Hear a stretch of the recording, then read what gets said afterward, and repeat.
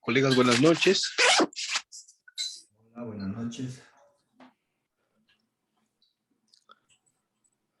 Walter, buenas noches.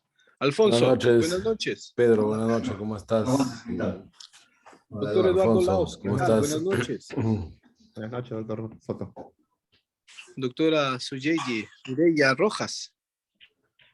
Hola, Doctor, ¿cómo doctora. está? Buenas noches. ¿Cómo ¿Qué está, tal? doctor? Buenas Buenas noches.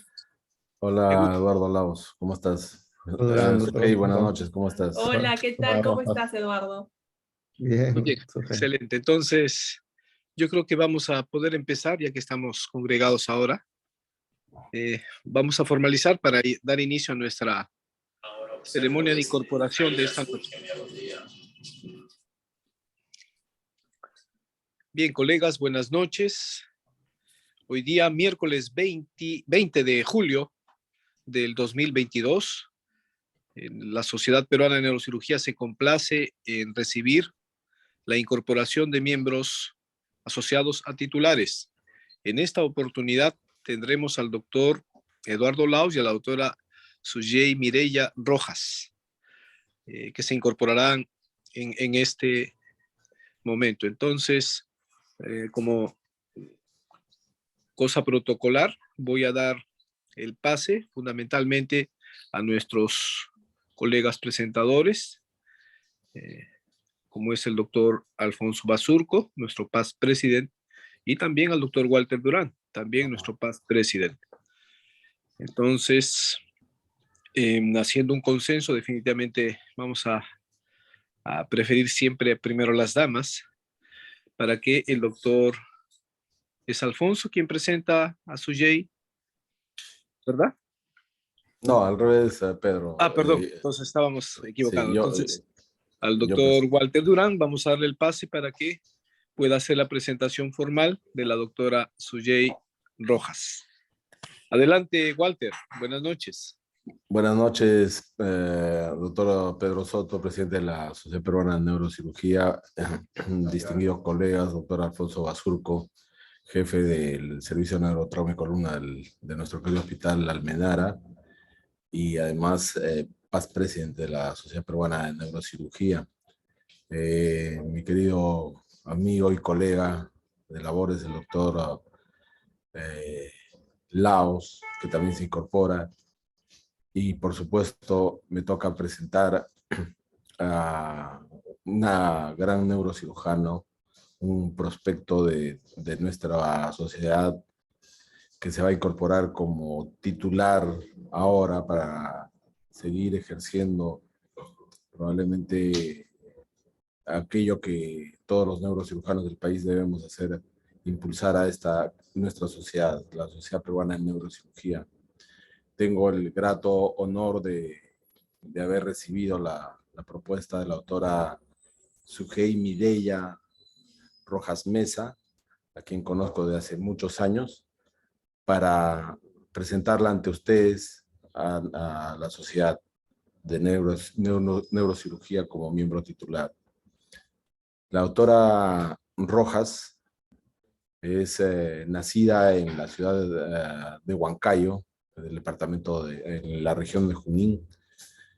Estudió sus primeros años de medicina allá en esa bellísima ciudad, esa incontrastable ciudad, y luego vino acá a Lima, como la mayor parte de nosotros los neurocirujanos, para poder realizar nuestros estudios de posgrado en neurocirugía.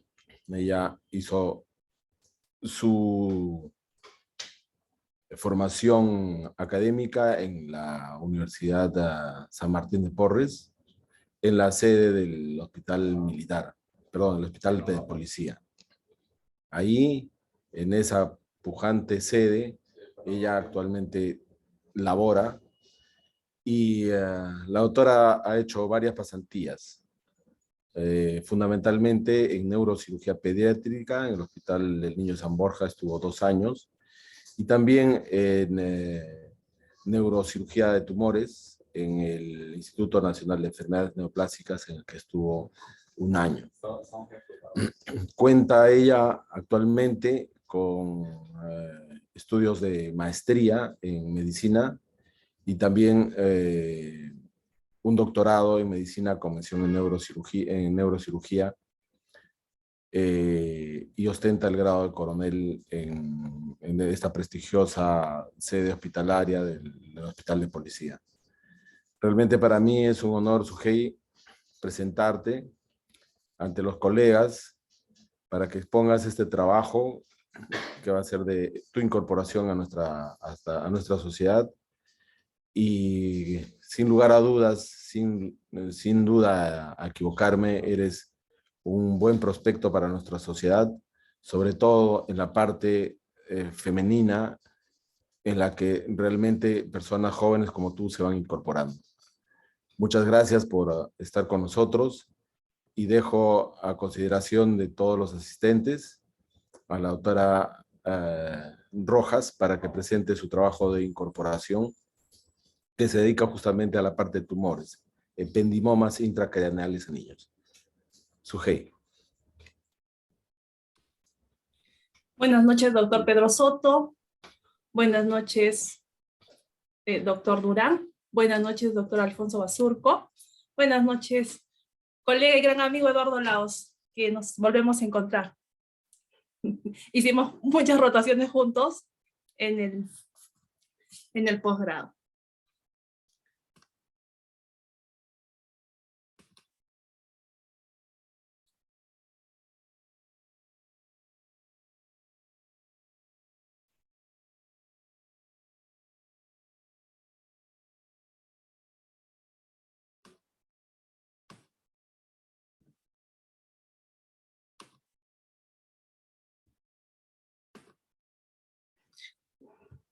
¿Se puede apreciar, doctor?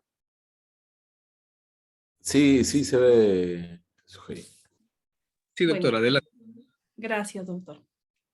Vamos a iniciar con este trabajo de investigación que realicé en el Instituto Nacional de Enfermedades Neoplásicas en el año 2017. Aspectos clínicos, epidemiológicos y quirúrgicos del ependimoma craneal en niños en el Instituto Nacional de Enfermedades Neoplásicas durante los años de 1987-2017. Esa es la gran sede que me acogió durante 1 año, en el cual hice una excelente pasantía con todos los conocimientos adquiridos por nuestros 2 grandes maestros. Para empezar, los ependimomas son tumores gliales de crecimiento lento. La incidencia anual en Estados Unidos es de 2.2 casos cada 100.000 habitantes por año. Surgen dentro o adyacente al revestimiento ependimario del sistema ventricular y en el tejido cerebral. Van a derivar de la transformación neoplásica de células ependimarias del sistema ventricular. Van a constituir del 4 al 9% de todos los tumores cerebrales primarios en adultos, y en niños van a ser del 10 al 12%. Generalmente estos tumores se van a presentar en niños menores de 5 años. 2/3 de estos casos van a ocurrir en fosa posterior. Generalmente vienen del piso del cuarto ventrículo. La mitad de ependimomas supratentoriales van a proceder de la pared de los ventrículos laterales, mientras que el resto proceden de las células ependimarias del parénquima cerebral. Los ependimomas del tercer ventrículo son de presentación muy rara.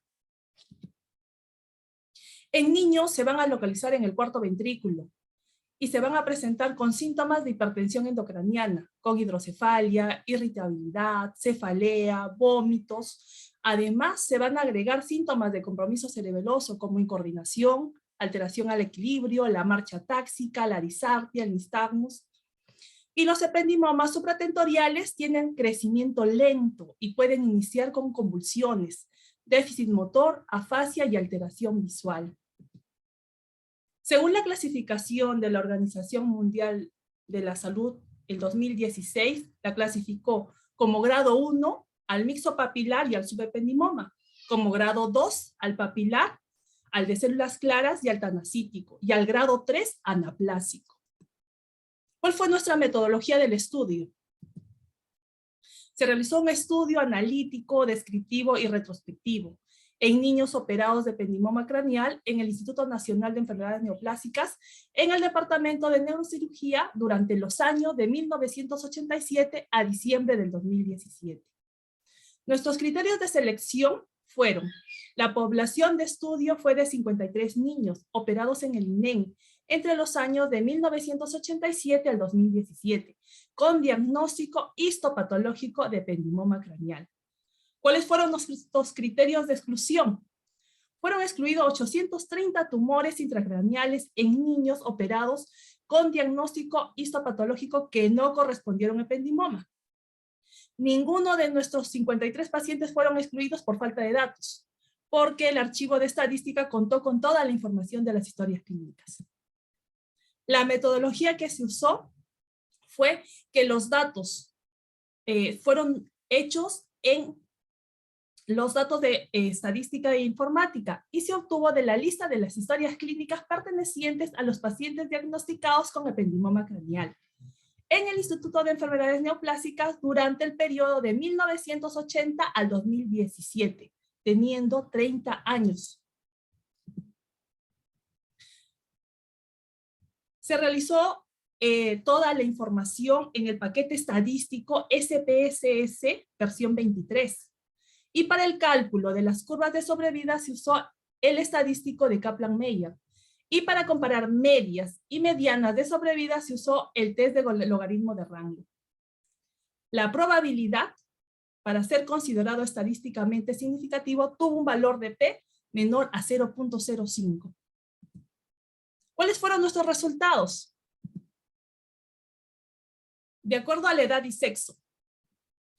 En niños menores de 3 años tuvimos un porcentaje de 30.2%, y en niños mayores a 3 años o igual tuvimos un porcentaje de 69.8%. En relación al sexo, masculino fue de 52.8% y femenino de un 47.2%. La razón entre masculino y femenino fue de 1.1 y 1. Y la edad media fue de 8.2 años. ¿Cuáles fueron los síntomas? En supratentoriales tenemos que náusea, cefalea, alteración de la marcha. No hubo síntomas, pero sí mareos, irritabilidad y disminución de fuerza. En relación a los de fosa posterior, el 100% de nuestros pacientes presentó náuseas y vómitos. Cefalea en un 80.6%, alteración de la marcha en un 80%, mareos en un 70%, irritabilidad en un 64.5%. Ninguno de nuestros pacientes tuvo disminución de fuerza. En relación a los signos, a nivel supratentorial, tenemos que hidrocefalia, ataxia, afectación a nervios craneales y disartria, ninguno de nuestros pacientes presentaron. Pero sí presentaron a nivel supratentorial somnolencia en un 6.6%, la fontanela aumentada en un 4.4%. ¿Qué signos presentaron a nivel de fosa posterior? El 100% de nuestros pacientes presentó hidrocefalia, ataxia un 32.3%, afectación de nervios craneales un 31%, la somnolencia un 18.6%, la fontanela aumentada un 27.9% y la disartria un 55.8%. ¿Cuáles fueron nuestros hallazgos radiológicos? De acuerdo al tamaño, menor de 2 centímetros en un 26.5%, mayor a 2 centímetros un 73.5%.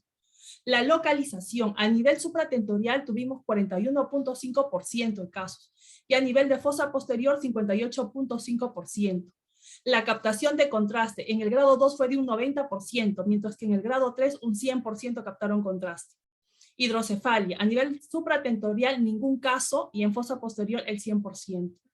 La necrosis, menor a 2 centímetros, tuvimos en un 50% y mayor o igual a 2 centímetros en un 80.6%. Aquí podemos ver una tomografía cerebral donde podemos observar un proceso expansivo, sólido, tumoral, en fosa posterior que va a ocurrir ya el cuarto ventrículo. Y se va a extender hacia la parte posterior y a la protuberancia. Aquí tenemos una resonancia magnética en un corte sagital con contraste, donde podemos ver un proceso expansivo, neoformativo, captador de contraste, que está en la parte posterior del tronco cerebral, la protuberancia, cerebelos, y hay un descenso de las anillas cerebelosas, generando una hipertensión intraventricular.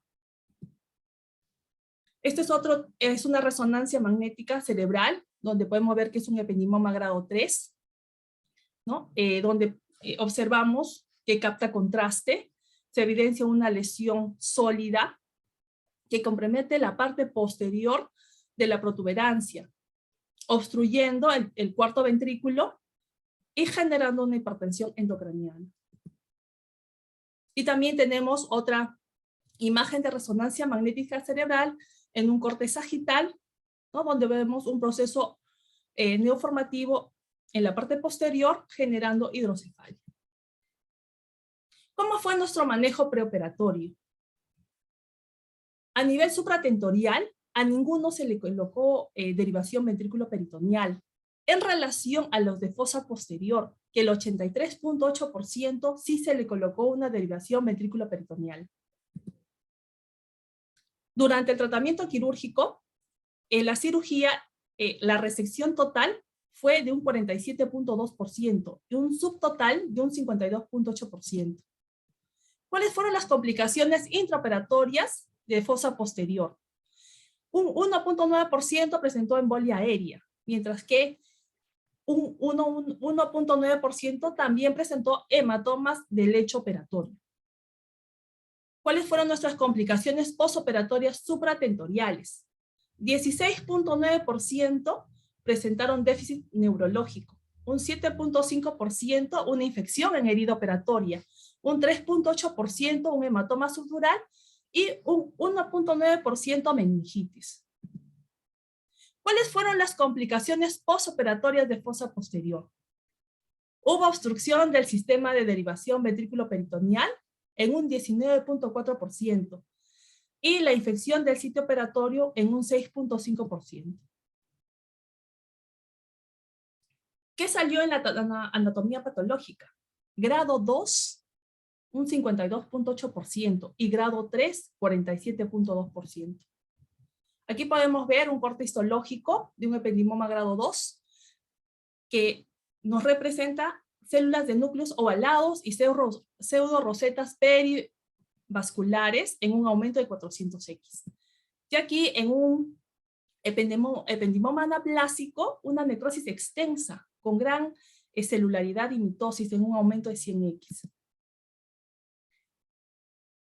45 de nuestros casos recibieron radioterapia. Aquí tenemos que marcar que el protocolo antes de 1997 y después de 1997. De 1987 a 1996, los pacientes recibieron radioterapia cráneoespinal en un 29%, siendo tanto como supratentoriales e infratentoriales. Holocraneal recibió un 13% y local ninguno. Ya a partir de 1997 las cosas cambian en adelante. Cráneoespinal solo recibió un 6.7%, holocraneal un 6.7%, mientras que local ya recibieron 29%. También recibieron quimioterapia 8 casos, recibiendo vincristina, carboplatino y lomustina. La recurrencia y la metástasis que se presentaron. A nivel de grado 2, la recurrencia intracerebral fue en un 56%, en un grado 3, un 71.4%. Hubo metástasis intramedular en el grado 3, siendo un 7.1%, y metástasis extracerebrales en ninguno de los dos casos. Tenemos acá, en el gráfico 1, la curva estimada de sobrevida de Kaplan-Meier, donde hubo un 34% de decesos.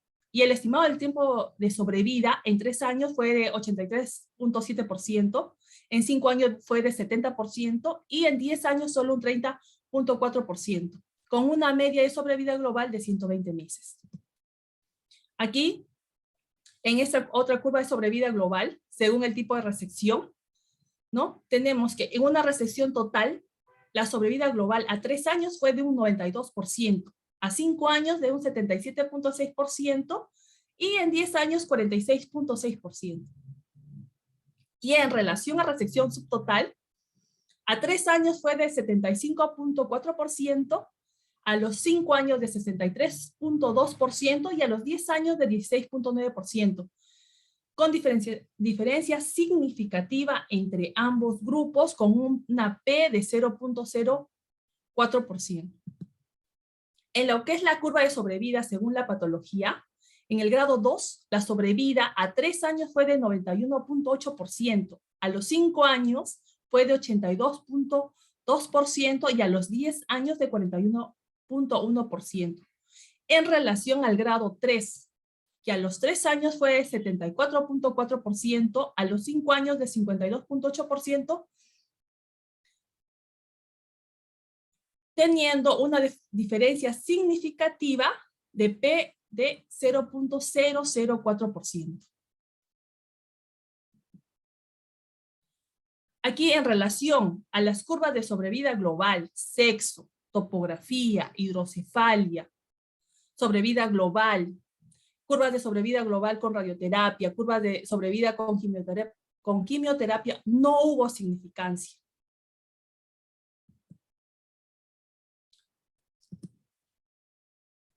¿Cuál fue nuestra discusión?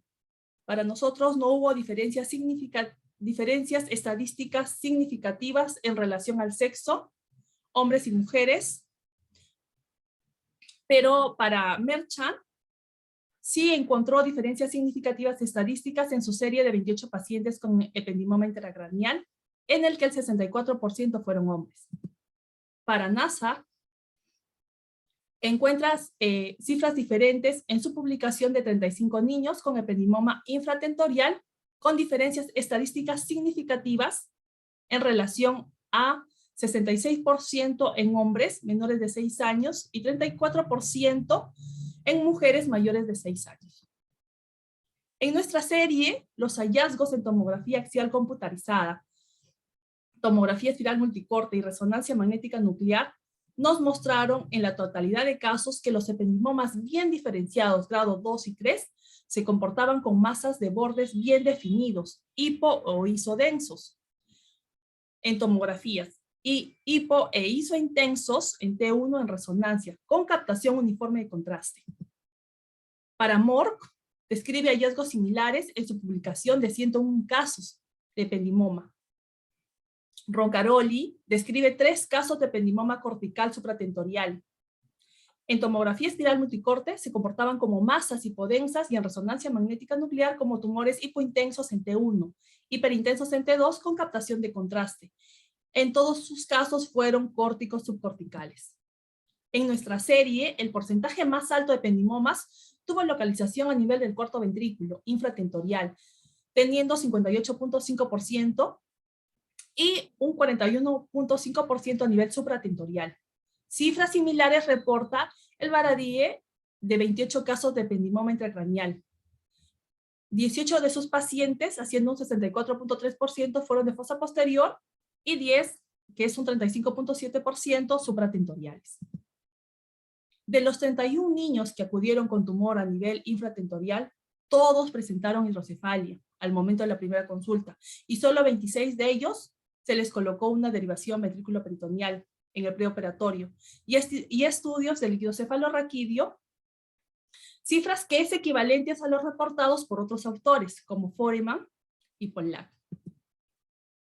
El tipo de resección quirúrgica en nuestra serie correspondió a una resección total de 25 casos, haciendo un 47%, y una resección subtotal en 28 pacientes, en un 53%. Esto por la topografía de la lesión, especialmente de las formas anaplásicas. Para BOQ, de un hospital en China, en su reporte de 26 niños operados de ependimoma infratentorial, señala que 22 pacientes, haciendo un 85%, le realizaron resección total. Para Merchant, en su serie de 28 pacientes, solo realizaron resección total en 39% y resección subtotal en 61% por tratarse en todos los casos de ependimomas anaplásicos.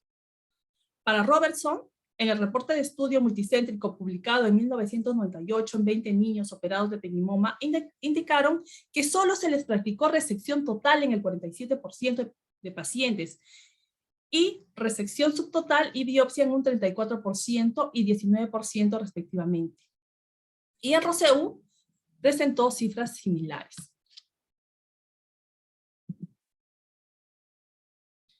Los pacientes operados de ependimoma intracraneal reciben radioterapia en el postoperatorio en forma complementaria, como parte del protocolo para este tipo de tumores, en mayores de 3 años, ya que se consideran tumores radiosensibles, y en algunos casos quimioterapia, especialmente en menores de 3 años de edad.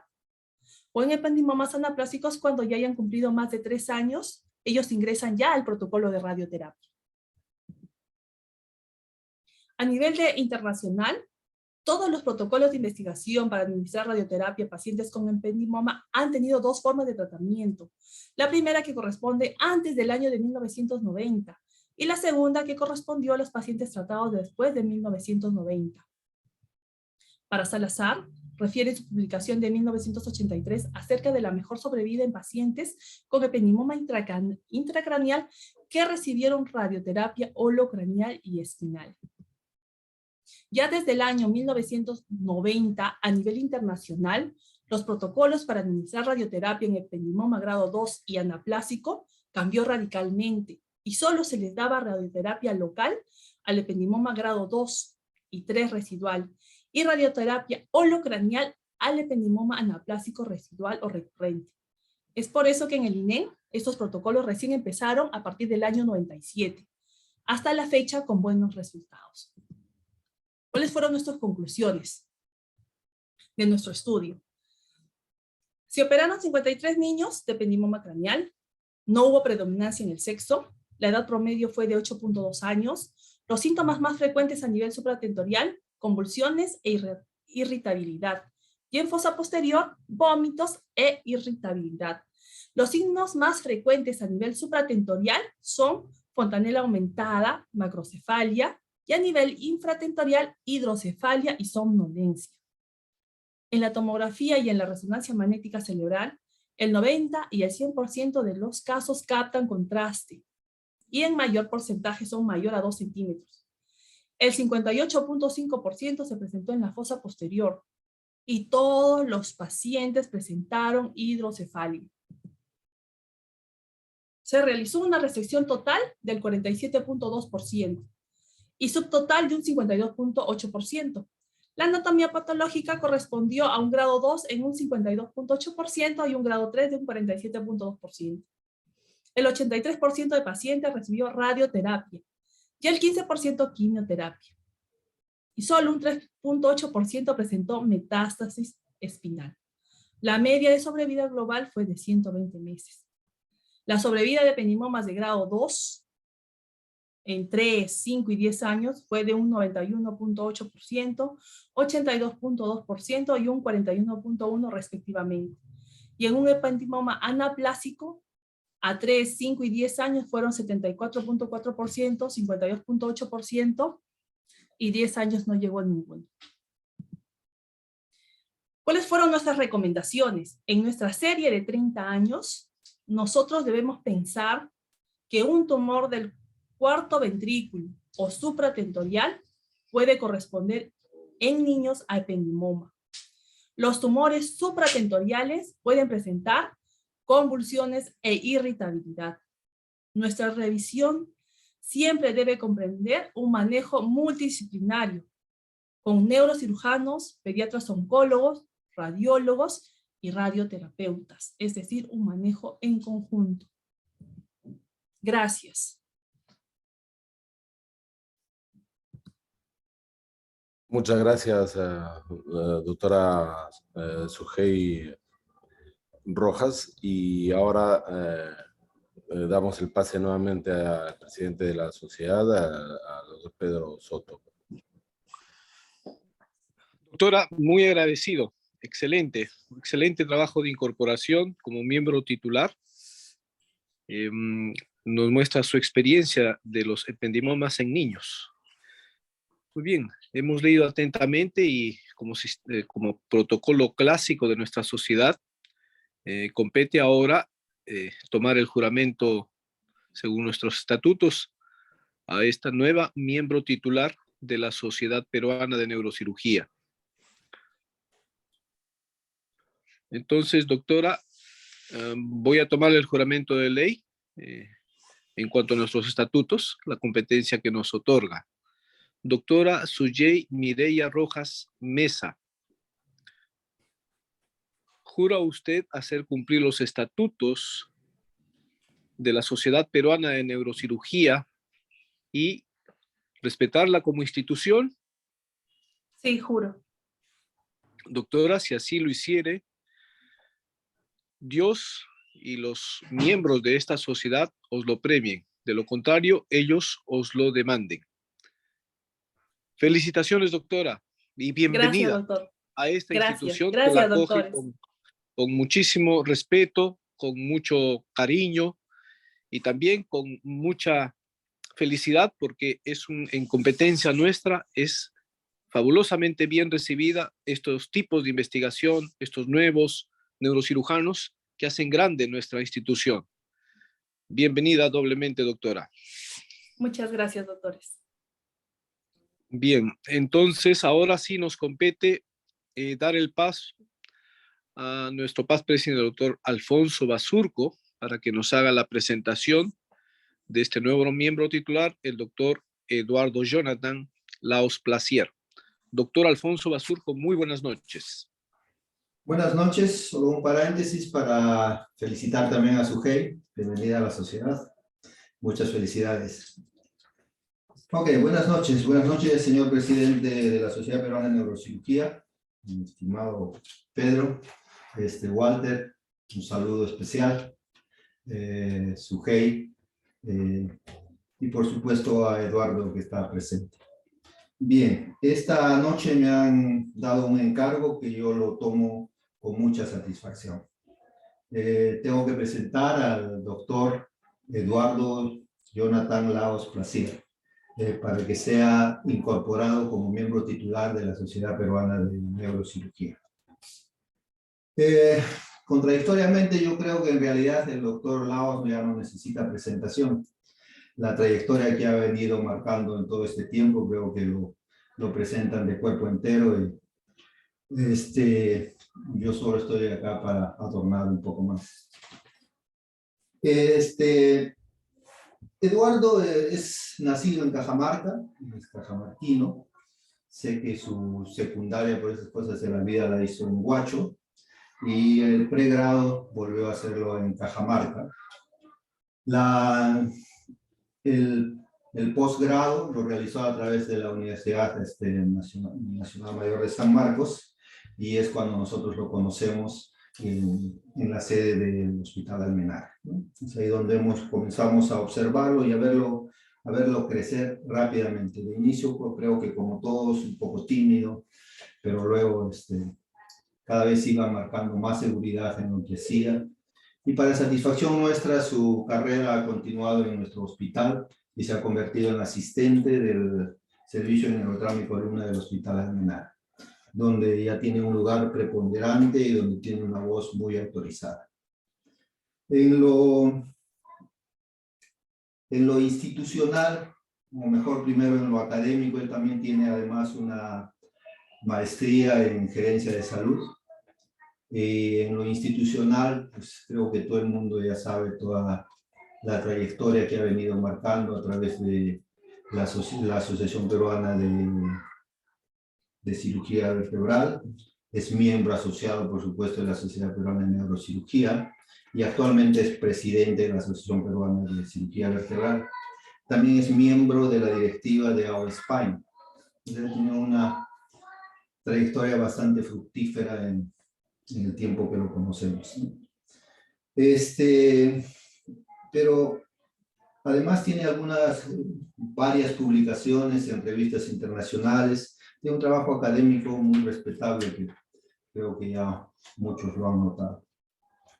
Pero al margen de eso, yo quiero resaltar más que todo su don de persona, su capacidad para consensuar, su buen carácter.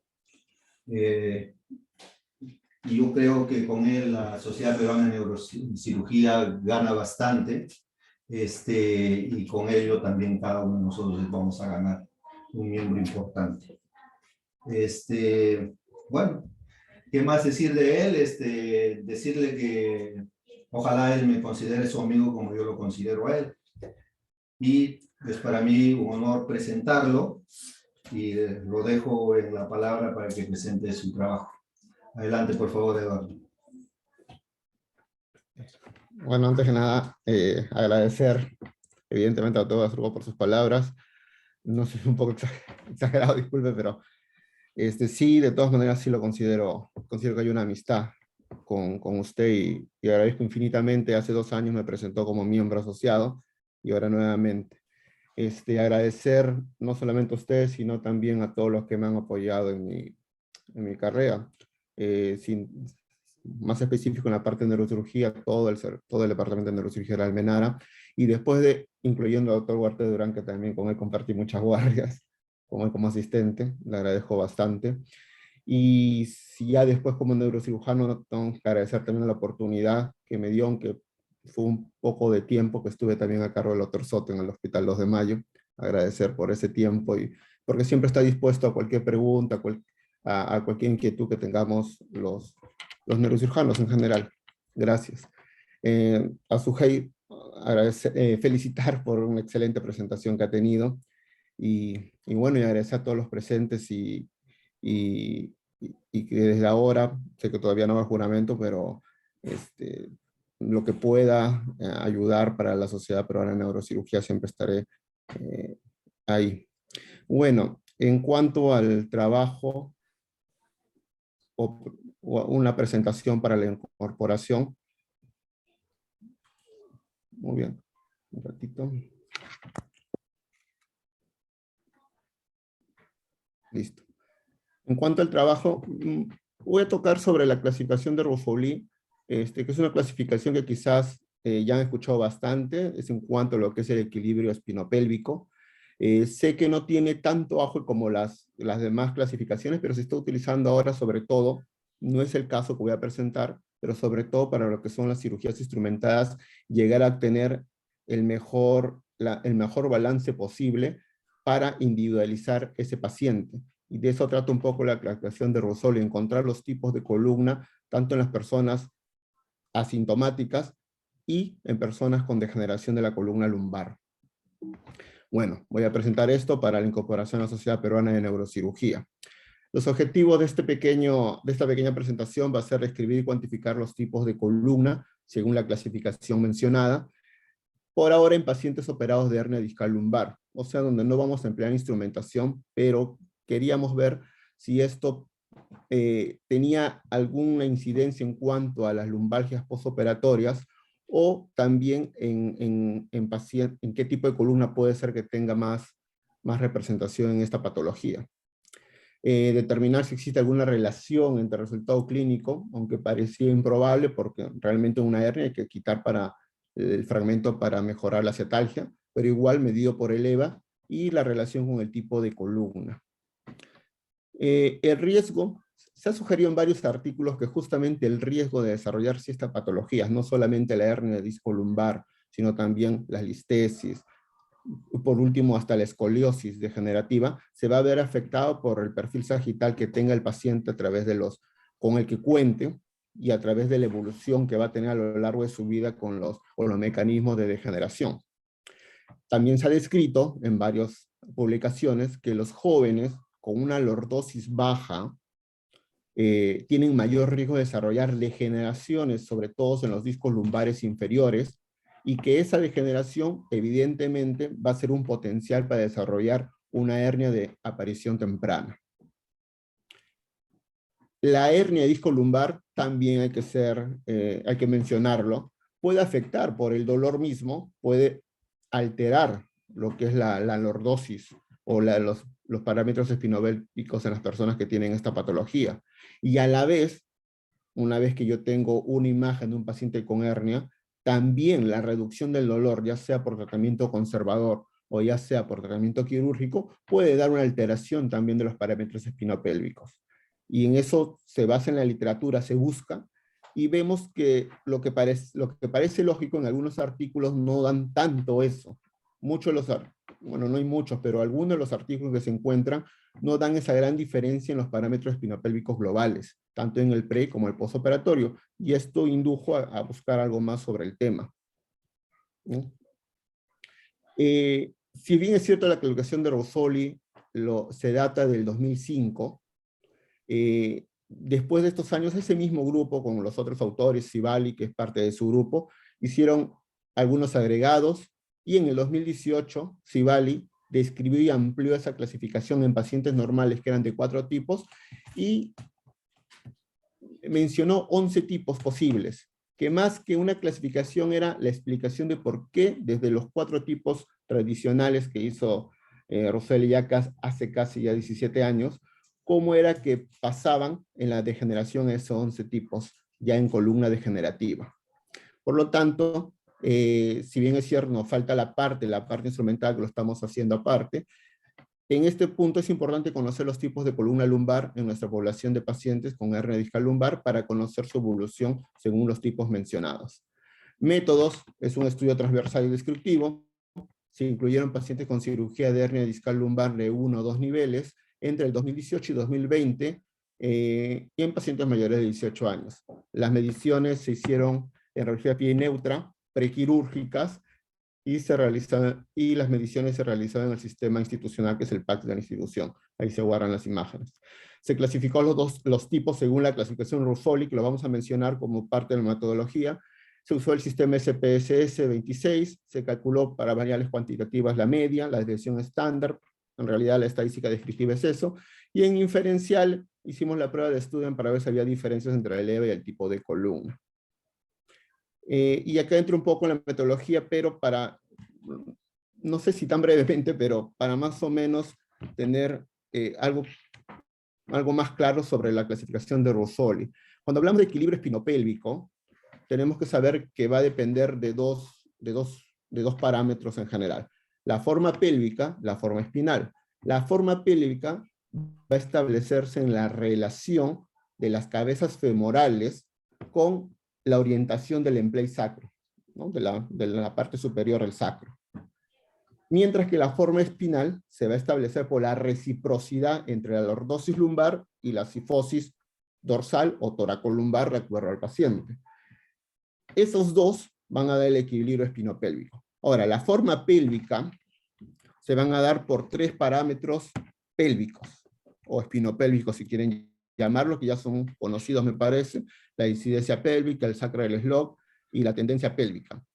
Rápidamente decía que es determinante para los parámetros pélvicos 2 cosas: las cabezas femorales, que lo vemos en esta radiografía de pie, y el empley superior del sacro. El empley del sacro tiene solo superior. A partir de ahí, esa reciprocidad me va a dar la forma pélvica.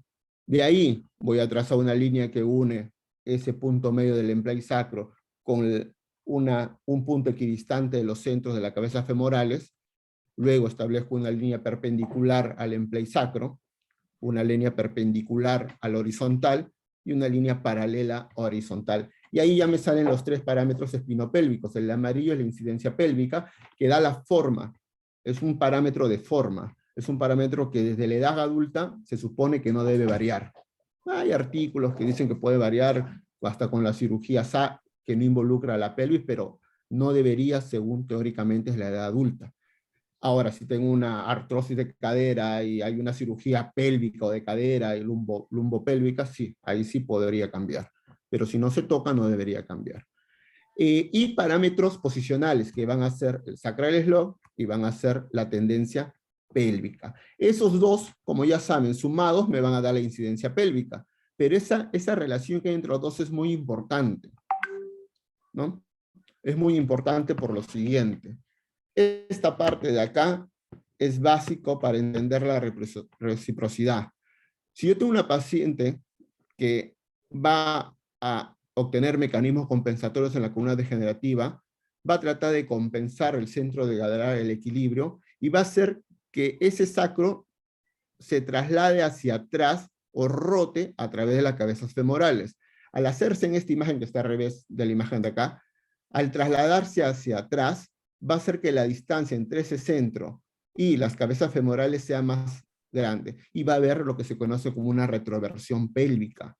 Pero no solamente pasa eso, pasa que el sacro va a verticalizarse en sí el sacro, y el emplay va a horizontalizarse. Por lo tanto, el sacral slop disminuye, y la tendencia pélvica aumenta. Y cuando aumenta la tendencia pélvica es un mecanismo compensatorio que conocemos como retroversión pélvica. Si ocurre lo contrario, o sea, si el sacro rota sobre cabezas femorales,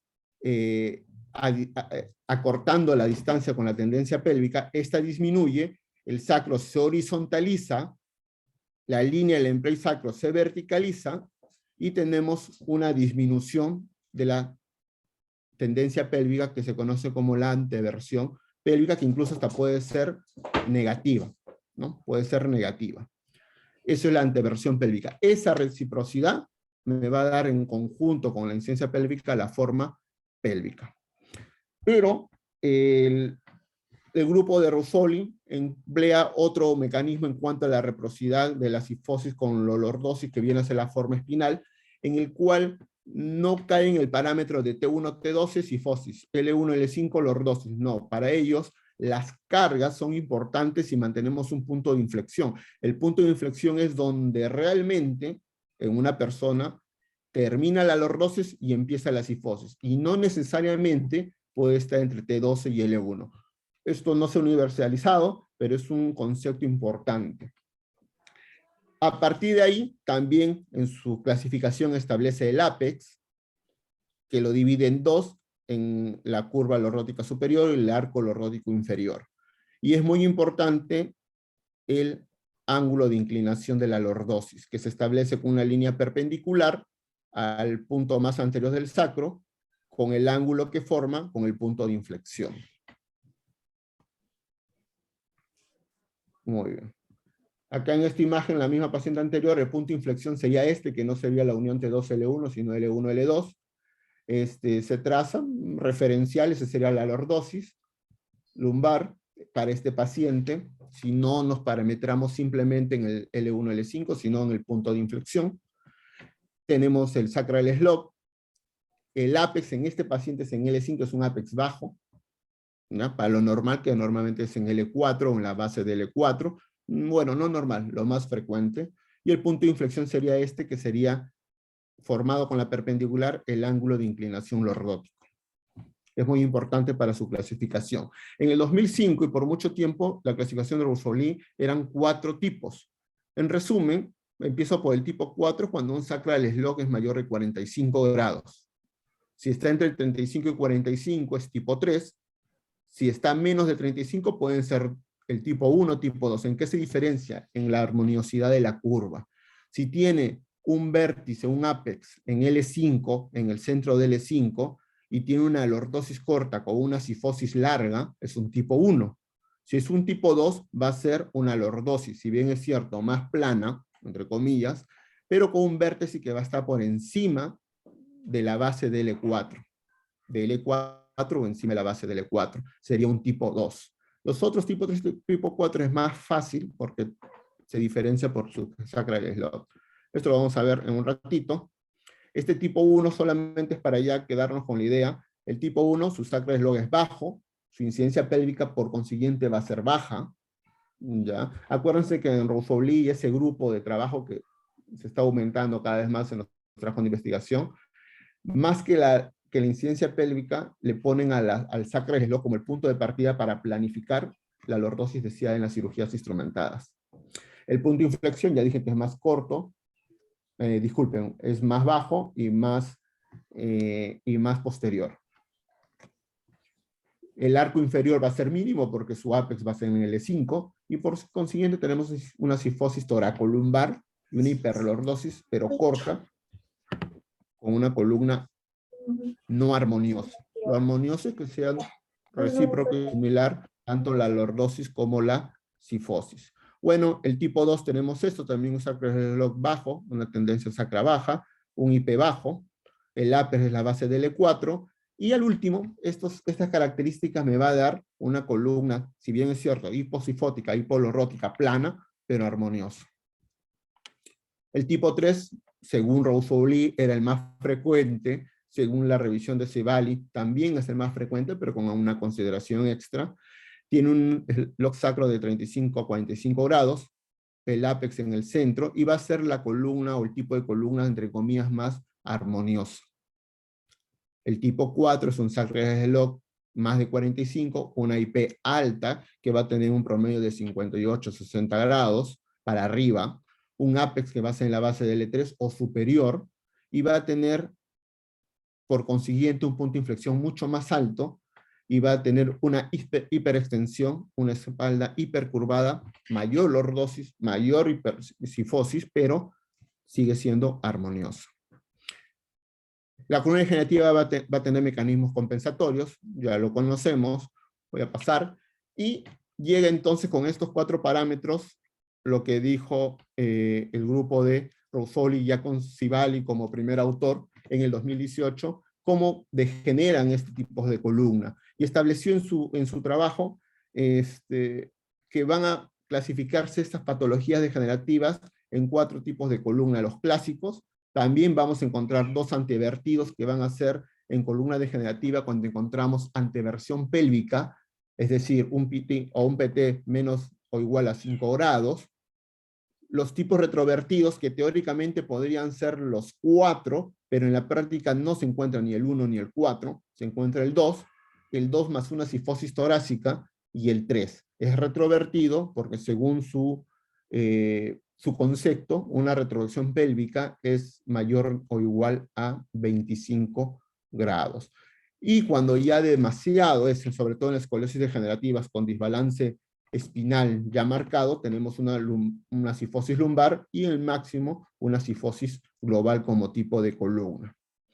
Muy bien, teniendo estos conceptos de la clasificación de Roussoli, vamos a ver qué pasó en nuestros pacientes operados de hernia, cómo se clasificaron, si tenía alguna incidencia en cuanto al resultado clínico y en cuanto al tipo de columna según el paciente.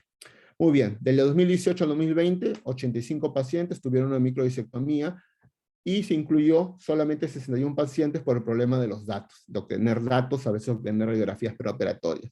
La edad media de estos 61 fue 43 años y los parámetros espinopélvicos de esta población específica era 51 grados de incidencia pélvica, 32 grados de sacral log y 18 grados de promedio de tendencia pélvica.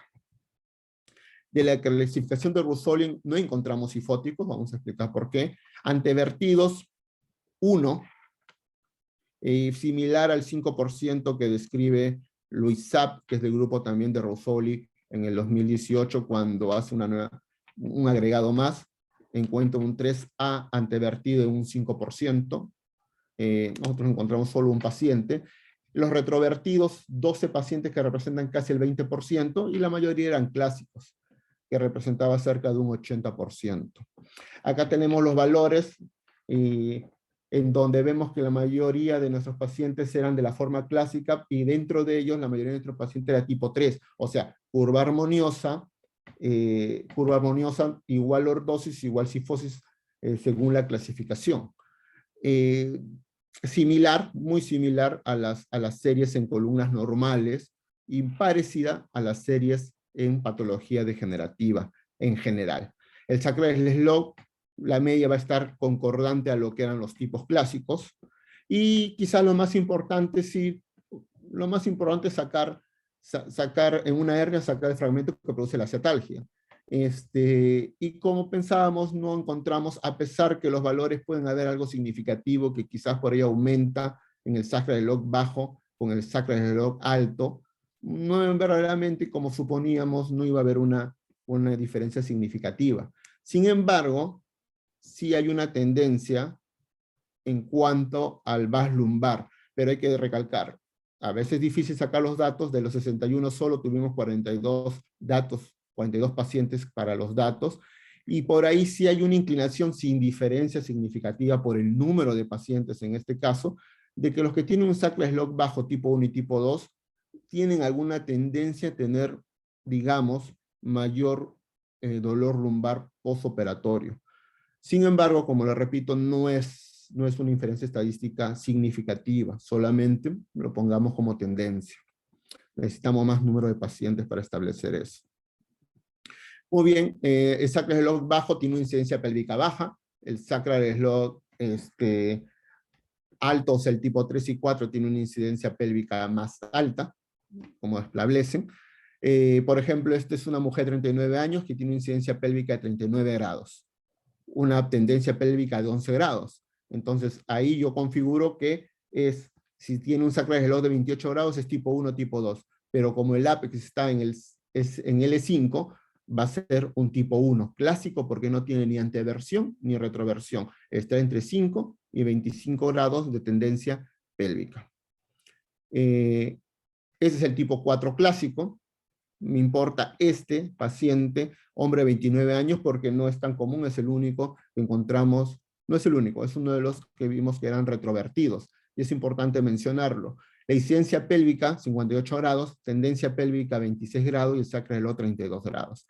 Es a la justa retrovertido, y es un Sacral Slough de 32, o sea, calza en un Sacral Slough bajo, 32 grados, el ápex está por encima del L5, por lo tanto es un tipo 2, pero tiene una tendencia pélvica más de 25, es un tipo 2 retrovertido. Pero acá es donde, por ejemplo, ya no entra a detalles, Cibali establece el mecanismo porque este tipo 2 retrovertido podría haber sido, antes de la degeneración del disco, un tipo 3. Para el caso de una hernia discal no hay mucho problema, pero sí, y esta es la base de la clasificación de Ruffoli, si queremos después en el futuro instrumentar al paciente por X motivos, esperemos que no, pero pónganse que discapacidad degenerativa, mayor dolor, hernia recibida 2 o 3 veces, lo quieren instrumentar, tienen que observar que este tipo 2R tienen que mantenerlo no solo en esto, ni su lordosis con la incidencia pélvica, sino también que sea lo más armonioso para un tipo 3, que muy probable era el principio de este paciente en el tipo de columna. En este balance sagital tenemos incidencia pélvica de 42 grados, una tendencia pélvica de 4 grados. Este es pocos casos del tipo 3A. O sea, tipo 3 de Ruffoli antevertido. Beck, en un estudio retrospectivo de 16 pacientes con hernia lumbar, que vieron una predominio de lordosis lumbar baja, o sea, con un Ruffoli de tipo 1 y tipo 2, que representaban más del 75% de sus pacientes. Nuestro estudio en realidad es mucho más bajo, ese Sacral Slough bajo. Un análisis de radiografías de pie, en este estudio, es uno de los que mencionan, no reveló cambios significativos en el perfil sagital cuando lo hicieron postoperatorio, porque se inducía que una lordosis baja era producto de un mecanismo compensatorio por el olor. No establecieron esa teoría. Además, la falta de corrección postoperatoria sugiere una respuesta no efímera a una hernia lumbar. Seguimos en el estudio de B. Perfil sagital espinal tipo 2 de Ruffoli puede ser un factor de riesgo en personas jóvenes con una hernia de disco. Cibali fue el primer estudio en clasificar los tipos de Ruffoli en enfermedad degenerativa de la columna lumbar, y encontraron de que de 331 pacientes los tipos clásicos representaban la mayoría de esta cohorte, muy similar a nuestros 61 casos de hernia que representan en el tipo clásico el 78,7%. El grupo cifótico en el estudio de Cibali representaba el 5,8%. Nosotros no encontramos tipos cifóticos porque nuestra patología que estudiamos simplemente eran hernia, y si bien en la estadística sale que si hay cambios incluso compensatorios porque hay retrovertidos, no llegan a ser disbalance espinal como lo haría una degeneración más marcada en esclerosis degenerativa del adulto, etc. Por lo tanto, en nuestra población no era esperable encontrar los tipos cifóticos. La gran diferencia sí se representa en el estudio de Cibali a que las mujeres eran su mayor proporción, en nuestros solamente era la cuarta parte, y esto es por el tipo de paciente que tenemos en el salud, ¿no? Más empleado, el tipo de trabajo incluso que hacen los hombres, por lo cual en este tipo de paciente mayor representatividad tenían los hombres en nuestro estudio. En conclusión, en nuestro estudio de los pacientes operados de hernia discal lumbar, la mayoría presentaba una forma clásica de la clasificación de Rosoli. Sin embargo, una proporción importante ya presentaba una forma retrovertida en estos pacientes. Y esto es importante porque si ya hay retroversión, no estamos hablando simplemente de una respuesta al dolor de la columna lumbar. Entre las formas clásicas, la más frecuente es la tipo 3, al igual que el resto de la literatura. No hubo diferencias significativas entre el EVA de miembros inferiores antes y después de la cirugía, era de esperarse.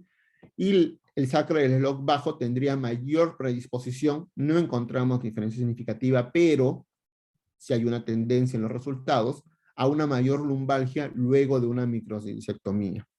Este estudio debe, y eso esperamos, complementarse con la clasificación de Russell en imágenes postoperatorias, que es difícil conseguirlas, y la comparación con cirugías instrumentadas en nuestra población de la seguridad social. Esas son las referencias, y quería agradecer, antes que me olvide, justo ahorita me acuerdo, bueno, al Hospital Amenada, al Servicio de Neurotrauma y Columna, por todos estos 10 años, en general el Departamento de Neurocirugía, por estos más de 10 años, 11 que tengo en ese hospital, y no quería dejar de pasar, también agradecer, probablemente no está presente, al nuestro residente, el doctor John Vargas, porque me proporcionó la parte clínica de los datos que he presentado. Gracias.